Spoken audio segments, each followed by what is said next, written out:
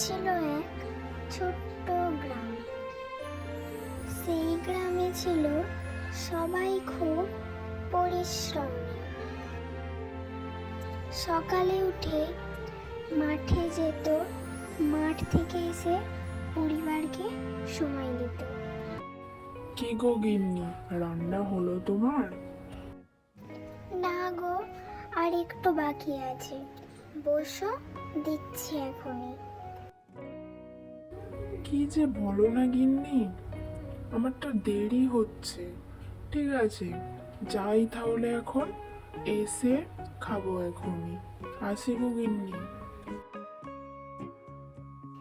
আর একদিকে গ্রামের এক প্রান্তে থাকতো খুবই একটা অলস লোক।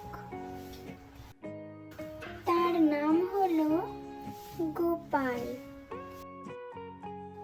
গ্রামের সবাই যে যার কাজ নিয়ে ব্যস্ত থাকতো। এইদিকে গোপাল কোনো কাজই করতো না, সারাদিন শুধু গাছের তলায় বসে গোপাল দিন কাটিয়ে দিত। আরে ভাই গোপাল, বসে আছো যে, কাজকর্ম তো কিছু করতে পারো। কাজ না করলে খাবে কি?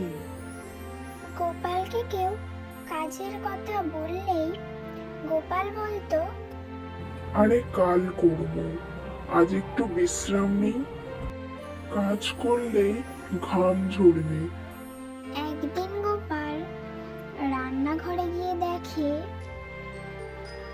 খাবার কিছুই নেই। তখন সে ভাবে, রান্নাঘরে খাবার মতো তো কিছুই নেই, বাজারও যেতে ভালো লাগে না, কি করব?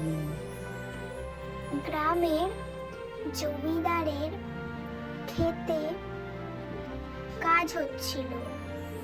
সেখানে গিয়ে গোপাল মন খারাপ করে বসে থাকে।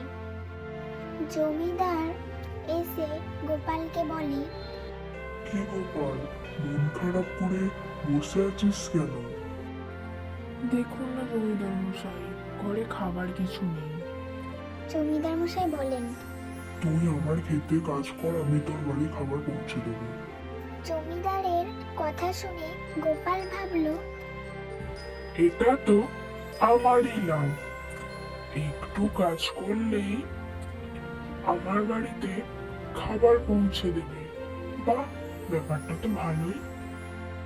এই বলে গোপাল কাজ জমিদারের ক্ষেতে কাজ করতে লাগলো। সে নিশ্চিন্তে কাজ করলো, ঘাম ঝরলো, হাত ময়লা হলো, কিন্তু দিন শেষে কাজ শেষ হলো। পরের দিন সকালে গোপাল দেখে জমিদার তার বাড়িতে কিছু খাবার জিনিস দিয়ে তাকে ধন্যবাদ জানাচ্ছে। অনেক ধন্যবাদ গোপাল তোমার।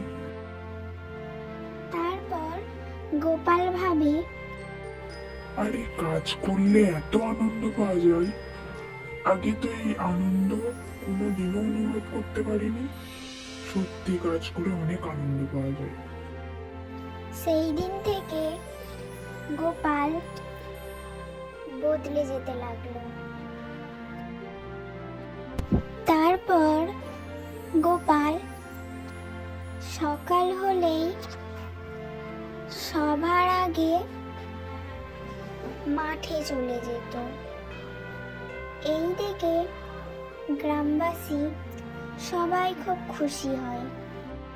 তারপর গোপাল হাসি মুখে সবার সাহায্য করতে লাগে আর নিজেও কাজ করতে শুরু করে। গোপাল হাসি মুখে বলে, অলসতা মানুষকে পেছনে টেনে রাখে, কাজ মানুষকে এগিয়ে দেয়।